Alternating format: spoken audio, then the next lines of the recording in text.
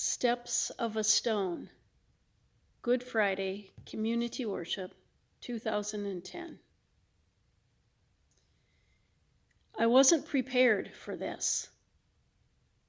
I should have been. Looking back, he warned me. He warned all of us. He told us that this would happen. And it did, just as he said. I wasn't prepared. I am so ashamed. My heart is pounding so fast, and it feels like it's going to jump right out of my chest. And the sweat. I'm just dripping. I have to stop and find a place to just sit, away from the crowd, away from his gaze, and away from that stupid rooster. There. A chance to just sit, to think. As if that helps. What am I going to do now? My whole life was wrapped up in him. I trusted him, and he trusted me. Guess I blew that one. I wish it were the first day again. Our first meeting was pretty intense. I was tending my boat, cleaning up the nets. That's what I do. Well, that is what I used to do. Guess it will be back to that now. If they don't kill me first. That is a possibility. There I was, minding my own business, doing my work, and of course my little brother ran off somewhere, following after some preacher named John the Baptist, who everyone had been talking about. I had heard, but work had to be done. Bills had to be paid. My family had to eat. I was getting irritated with Andrew. Pretty soon, here he came, running down to the docks, shouting something about the Messiah. Simon, come on, we have found him, the Messiah. Well, why not? I was just irritated enough to go with him, to see what all the fuss was about and to prove him wrong, to tell that little squirt, I told you so. Now, let's just get back to work. And so we went to this house where he was staying. His name was Jesus. And when I walked in and saw him sitting there, he looked right at me, more or less right through me. It gives me shivers. I pretended it didn't. He looked at me and he said, "Hello, Simon, son of John, but now you will be called Cephas, Peter, the rock." Right there, right then, this guy changes my name. But the weird thing is, I didn't care. And so we started to talk, and that was it. He was quite the fisherman, because he caught me hook, line, and sinker. But funny,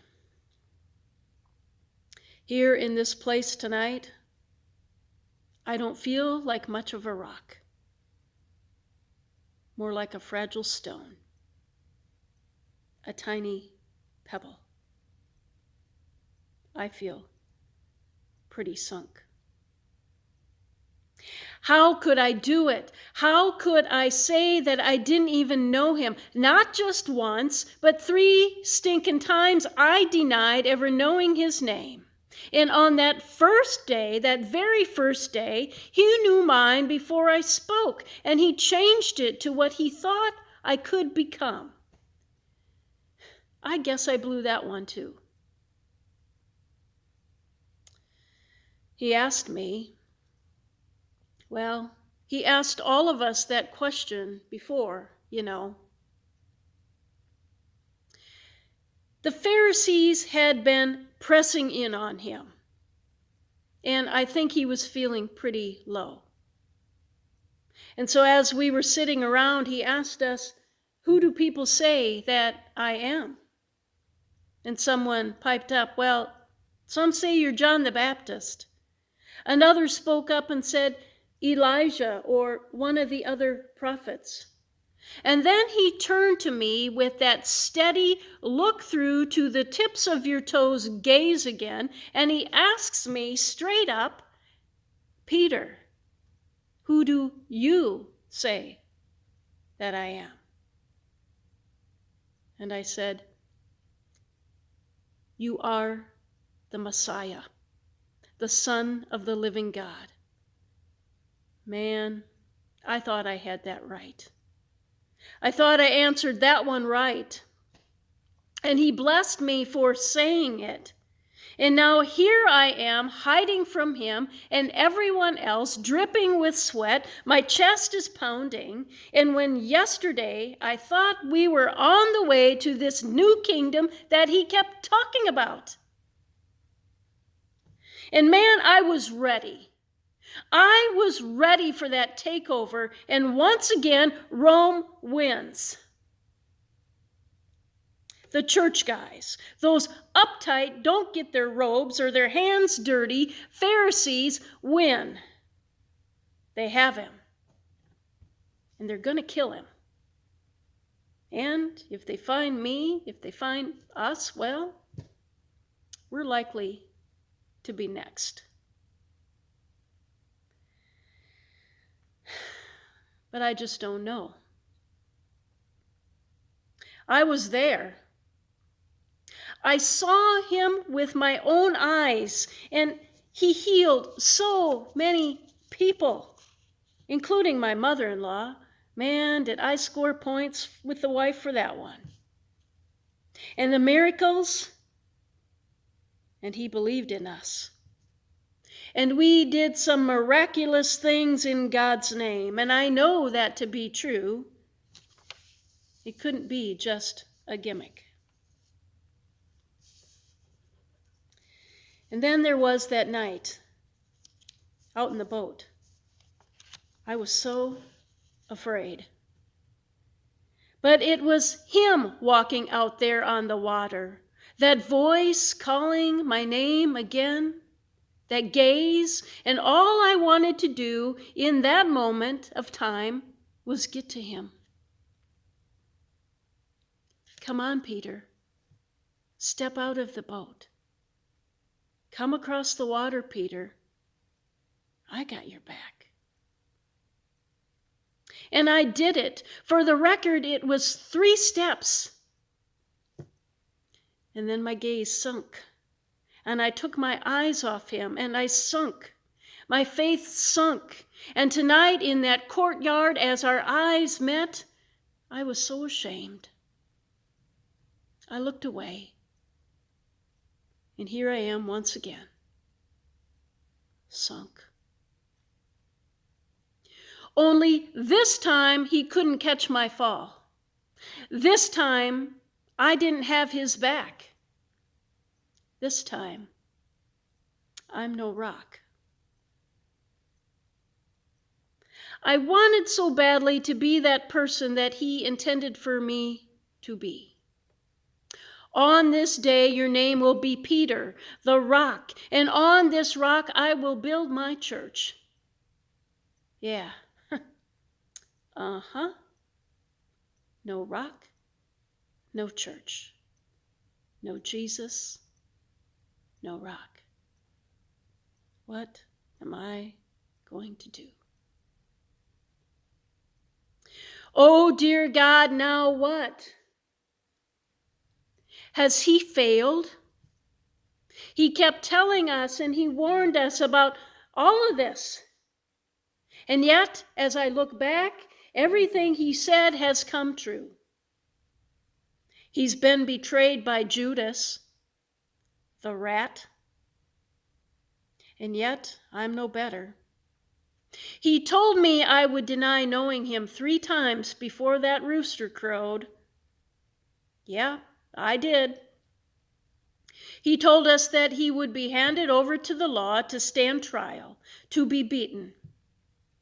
I couldn't watch it anymore. I just couldn't. I couldn't be the rock and watch them whip you. I couldn't. And you told us that they would crucify you, and there you were, up on that cross.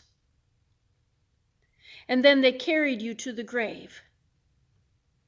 It all happened like you said it would. And so now what? Will it be as you said?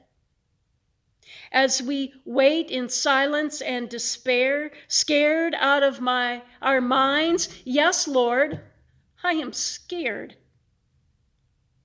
Will you do what you said you would do on the 3rd day? Will you come back? Will you rise from the dead? We watched as you raised Lazarus. Please, God, let it be so. It still doesn't change what I have done. I remember the conversation so vividly now. It was shortly after we went to the garden, and you said, Simon, Simon. That's interesting that you called me by my original name. And then you told me that Satan had already asked to have me, and that you had been pleading in prayer on my behalf. You told me about the denial. You said it would be 3 times. Yep, check that. But I remember you saying something else. Could it be?